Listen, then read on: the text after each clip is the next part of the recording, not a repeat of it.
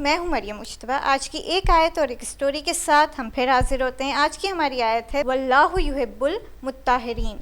ये सूरह तौबा की आयत नंबर 108 है। इसमें खुदावंद आलम फरमा रहा है और खुदा भी पाकीज़ा अफराद से मोहब्बत करता है। इसकी स्टोरी ये है कि एक बच्चा पार्क में खेल रहा होता है।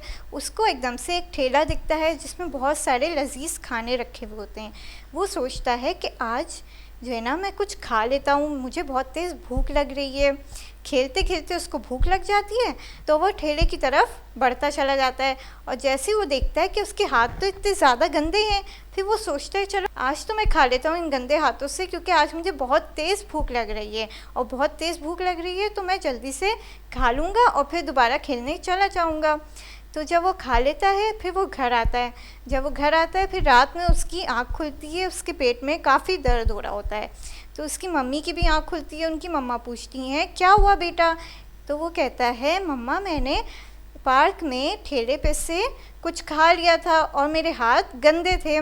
तो उनकी अम्मी जान कहती हैं कि बेटा तुमने ये गलत किया, तुम्हें हाथ धो के खाना चाहिए, अब तुम डॉक्टर के पास चलो। जब वो डॉक्टर के पास जाता है तो डॉक्टर साहब भी कहते हैं कि तुमने कोई गंदी चीज़ खा ली है।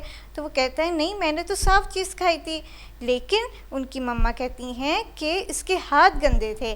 तो डॉक्टर कहता है तो उसके हाथ गंदे होने की वजह से सारे जर्म्स उसके पेट में चले गए तो उसके पेट में दर्द हो गया। इसलिए हमें चाहिए कि हमेशा साफ़ सुथरे रहना चाहिए और साफ़ सुथरी ग़िज़ा भी खानी चाहिए। इस आयत में खुदावंद आलम हमें ये बता रहा है कि खुदा भी पाकीज़ा अफराद से मोहब्बत करता है। आज की एक आयत की स्टोरी हमारी ख़त्म होती है। अगली एक आयत की स्टोरी के साथ हम फिर हाजिर होंगे। तब तक के लिए खुदा हाफ़िज़।